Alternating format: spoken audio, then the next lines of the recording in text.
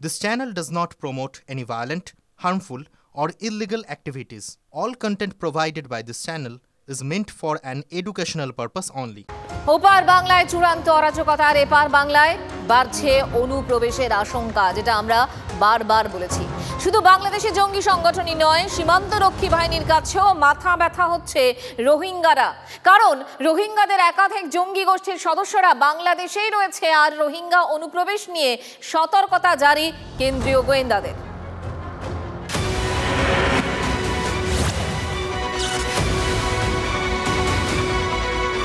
শেখ হাসিনা দেশ ছাড়ার দুদিন পার, এখনো উন্মত্ত জনতার তাণ্ডব চলছে বাংলাদেশ জুড়ে। নারকীয় হত্যালীলা থামেনি, লাফিয়ে লাফিয়ে বাড়ছে মৃতের সংখ্যা। ঠিক এই পরিস্থিতি স্বাভাবিকভাবেই চিন্তা বাড়াচ্ছে এ রাজ্যে। পশ্চিমবঙ্গ তথা ভারতের কাছে এখন সবচেয়ে বড় চ্যালেঞ্জ অনুপ্রবেশ ঠেকানো। কেন্দ্রীয় গোয়েন্দাদের আশঙ্কা, বাংলাদেশে অস্থিরতার সুযোগে বাড়তে পারে রোহিঙ্গা অনুপ্রবেশ। শুধু বাংলাই নয়, সীমান্তবর্তী রাজ্যগুলিকে সতর্ক করা হয়েছে।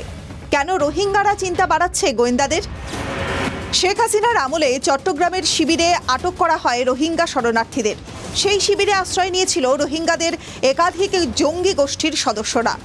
একাধিক অশান্তির ঘটনায় প্রকাশ্যে এসেছে জঙ্গিদের উপস্থিতি। সীমান্তের পাশাপাশি মেঘালয়ের ডাউকি, বরাক উপত্যকার কয়েকটি সীমান্ত, পশ্চিমবঙ্গের কোচবিহার এবং সুন্দরবনের জলপথ গোয়েন্দাদের আশঙ্কার তালিকায় শীর্ষে।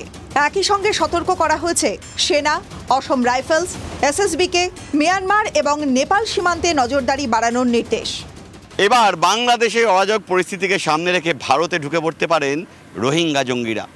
এই আশঙ্কায় বিএসএফকে অ্যালার্ট করলো কেন্দ্রীয় গোয়েন্দারা। রোহিঙ্গারা কি মানে এই সময়টাকেই মানে এই কাজে লাগাবে, একদম কাজে লাগাবে। এখন ওরা একটা কাজে লাগে, আরও অনুপ্রবেশ ঘটিয়ে আরও কিছু অনিষ্ট করার চেষ্টা করবে ভারত। যে গভর্নমেন্টটা হতে চলেছে, সেই গভর্নমেন্ট যদি ভারতবর্ষের সাথে সম্পর্ক ঠিক না থাকে, তাহলে ওরা ওদেরকে প্রশ্রয় দেবে।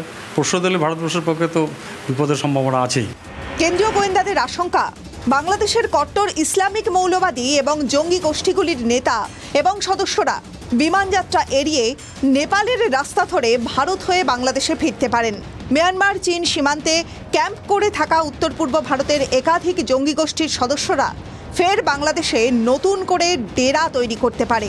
উলফ, গারো জঙ্গি থেকে শুরু করে কেএলও, উত্তর পূর্ব ভারতের একাধিক জঙ্গি গোষ্ঠী বাংলাদেশ থেকে অপারেট করত।